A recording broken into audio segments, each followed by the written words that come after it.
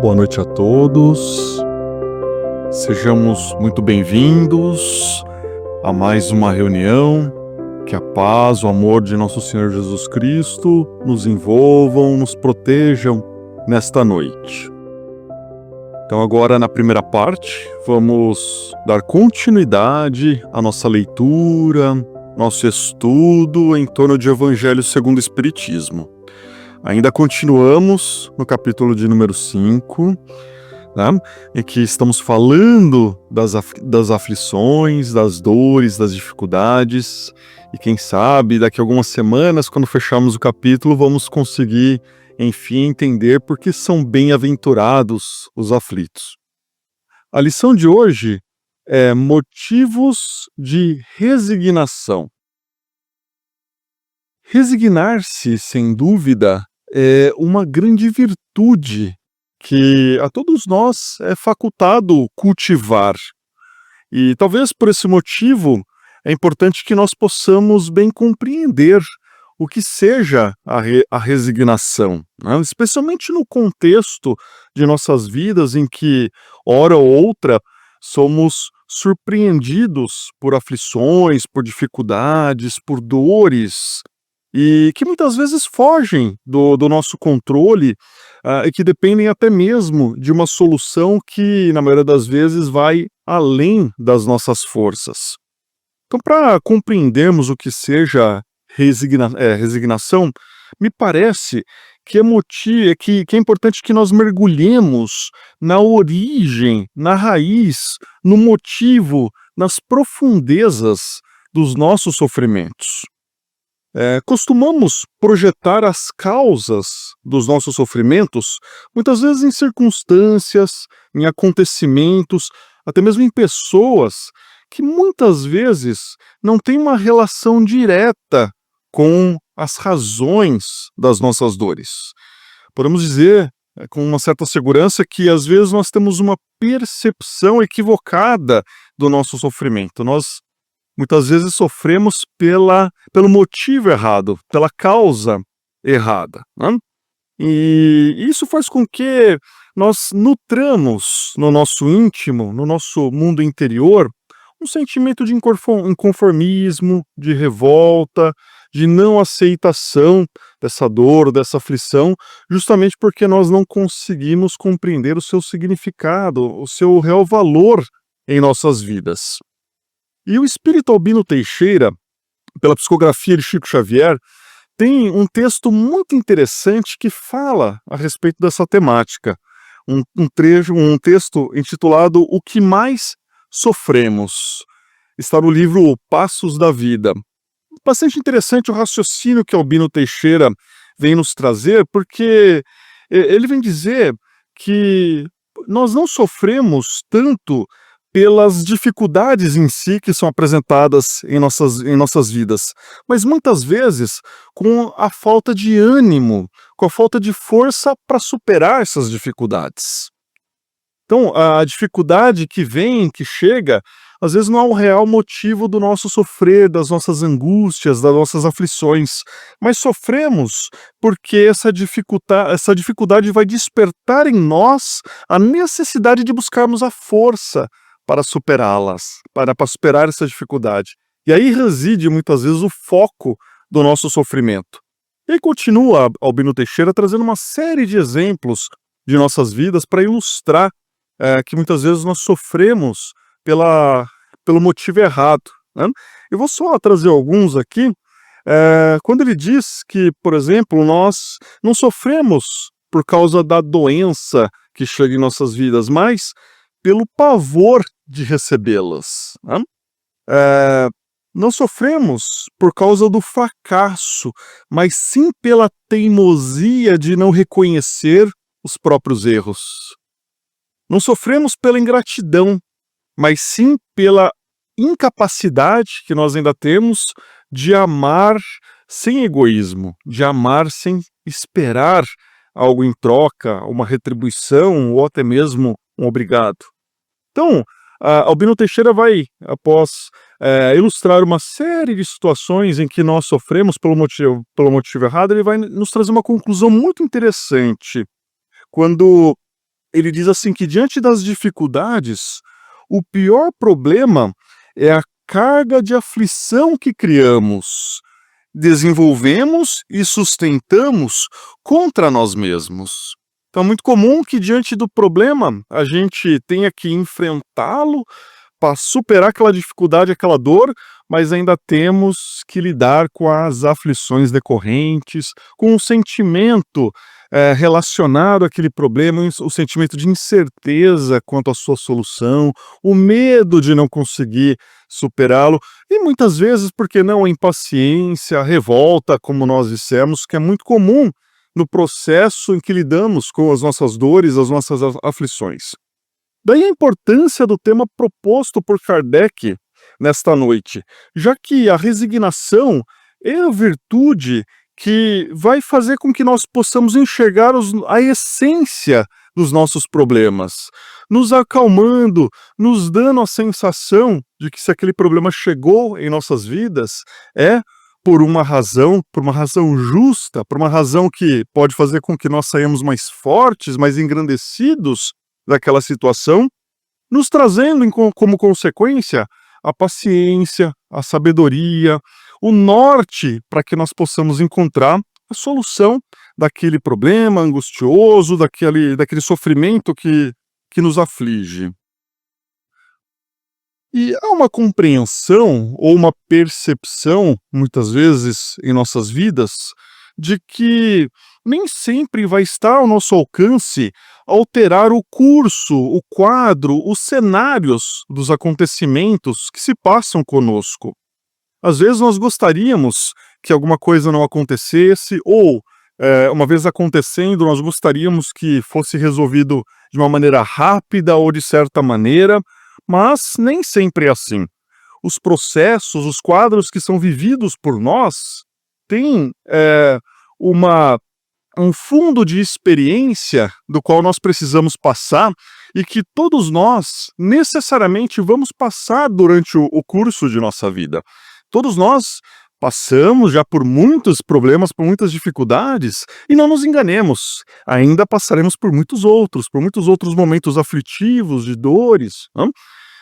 Então é importante nós compreendermos esses quadros, essas situações em nossas vidas para bem aproveitar essa experiência, para que ela não se torne uma experiência tão angustiosa e que possamos tirar o proveito, as lições desses episódios, desses capítulos da nossa vida nessa reencarnação. Tanto que o planeta Terra é o plano próprio para que os nossos espíritos vivenciem essas experiências que, pela nossa percepção, são experiências difíceis, são experiências dolorosas, mas fazem parte do roteiro do nosso progresso. Tanto é assim que todos nós, para que tenhamos condições de desenvolver a nossa inteligência, nós vamos precisar do quê? Nós vamos precisar nos submetermos ao rigor e à disciplina do estudo, não é? Então, todas as experiências que nós temos de passar aqui no plano da Terra para que o nosso espírito evolua, exige de nós esse rigor e essa disciplina. E cada campo de experiências tem ali o seu roteiro a ser seguido, né? Tanto que, para que nós possamos aprender a ser solidários, somente a título de exemplo, é muitas vezes necessário que nós experimentemos a escassez, né? Da mesma forma, para que nós possamos entender a humildade, é necessário que precisamos passar por situações que nos são humilhantes. E para entender ou conjecturar o real significado do amor, muitas vezes nós precisamos estar envolvidos pela solidão, né? Então vejam que todo aprendizado, ele guarda em si um grande desafio, sem o qual nós não conseguiríamos fazer desabrochar essa faculdade que todos nós possuímos. Então só vamos conseguir o aprimoramento paulatino do nosso espírito a partir do momento que nós passemos por situações desafiadoras. E o que são situações desafiadoras no plano terrestre? São aquilo que muitas vezes denominamos de aflições, dores, sofrimentos, não é? Então, nesse contexto, vem essa percepção da resignação para dizer, olha, precisamos compreender essas situações como salutares para o nosso engrandecimento, compreender a sua real amplitude em nossas vidas e ter a certeza que todos nós temos a força necessária para superá-las, para passar por essas situações. Então, todas essas situações desafiadoras nos convidam a sair da situação da inércia, né? Porque vai nos dizer que temos a necessidade de mobilizar as nossas forças, mobilizar o nosso melhor para superar aquela situação. Então, a resignação, ao contrário do que nós podemos conjecturar, ela não diz respeito a esperar a solução, né? Porque muitas vezes confunde-se que a percepção de que Deus vai resolver todos os nossos problemas e que ter fé é esperar que Deus resolva. Não é bem assim. É necessário que nós façamos também a nossa parte, que nós possamos mobilizar as nossas forças para, colocando-as em ação, sermos partícipes na resolução dessas questões, junto com a misericórdia divina e junto com a justiça de Deus. Então, no coração resignado, não há espaço para a revolta, para a dúvida, para a desesperação, justamente porque o coração resignado medita, analisa a respeito do porquê desse problema ter acontecido, do porquê desta aflição, e confia principalmente na sabedoria divina, que não vai nos permitir que passemos por uma situação que não mereçamos ou que não tenhamos a força necessária para superá-la. O coração resignado recorre a Deus para pedir forças, para pedir entendimento para superar as aflições, aplicando sua força de vontade para entender que se a doença chega é porque precisamos equilibrar o nosso corpo, o nosso espírito. Se a prova da escassez chega é porque precisamos entender o relativo valor das questões materiais em nossas vidas. Se temos alguém difícil em casa, no trabalho, é uma dificuldade que chega para que nós possamos colocar em ação, mobilizar as forças do nosso amor. Então, se nós aceitarmos as dificuldades, nós já estamos dando o primeiro passo para compreendê-las e para achar a solução. Ao passo que, se nós nos comportarmos de maneira revoltada, não aceitarmos, se a gente quiser fugir do problema, ele não apenas continuará ali, como ele crescerá, as suas forças aumentarão e o nosso pensamento aflitivo em torno desse problema irá fazer com que a dificuldade, haverá de fazer com que a solução seja ainda mais dificultosa. Então, podemos seguir resignados quando nos colocamos diante de Deus e rogamos para que não se faça a nossa vontade, mas sim a vontade do nosso Criador. Ensina-nos o Senhor que a tua vontade é uma força sublime que age na vida de cada um de nós, mobilizando o nosso espírito para que alcancemos o rumo da perfeição tão almejada. E nesse momento teremos a resignação, teremos a paciência para esperar, para guardar a solução mais adequada para as nossas aflições, para os nossos problemas, e muitas vezes, como que num passe de mágica, tudo se resolve quando nós nos acalmamos, quando nós passamos a confiar em Deus, quando muitas vezes nós pretendemos que a solução não venha conforme a nossa vontade, mas sim que nós possamos nos submeter à vontade do nosso Criador. E Jesus foi um grande exemplo de resignação, porque diante da prova da cruz, ele caminhou em silêncio, nutrindo a força viva do amor, da fidelidade, da confiança em Deus. E mesmo cercado ali pelas sombras da injustiça que pairaram sobre a sua vida, a injustiça dos homens, Jesus em momento algum se deixou abater. Pelo contrário, manteve-se grandioso no seu exemplo de renúncia, de amor e de perdão.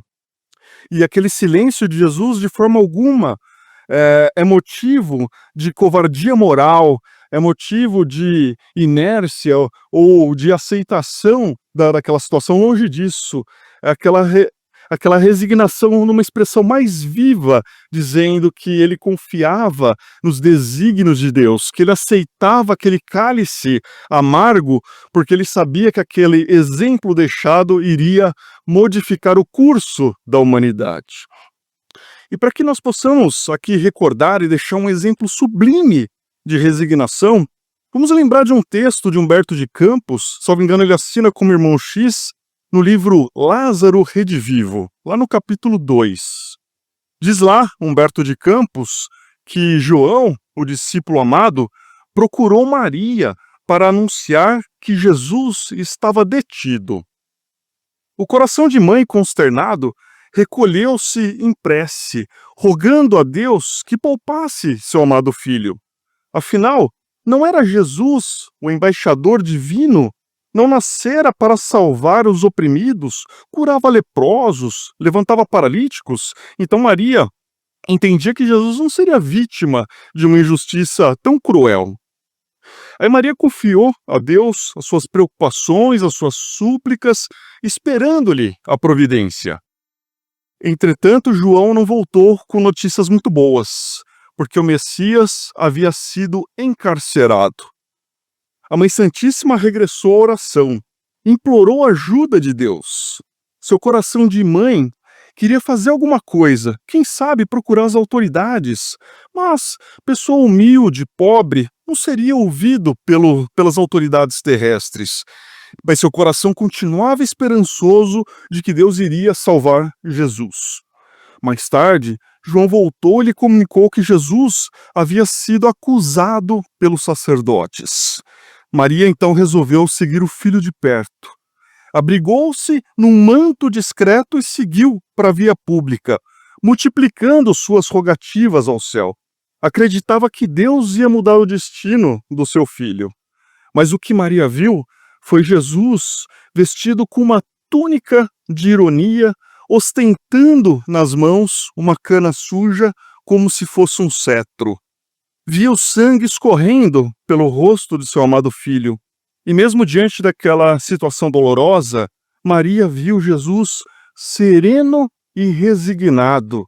E viu ele direcionar um olhar, o olhar mais significativo de toda a sua existência. Então ali, Maria entendeu que Jesus estava convidando a oração, estava pedindo para que ela confiasse em Deus, que tudo aquilo não era em vão.